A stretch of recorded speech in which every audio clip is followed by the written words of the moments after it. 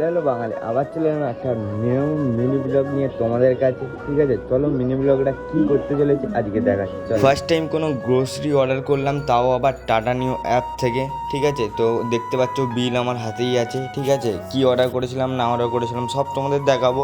Total price হয়েছিল 50 টাকা। ঠিক আছে, 50 টাকা থেকে 30 টাকা মাইনাস হয়ে আমাকে টোটাল পে করতে হয়েছে 20 টাকা। আর কি নিয়েছি সেটাও তোমাদের দেখাবো।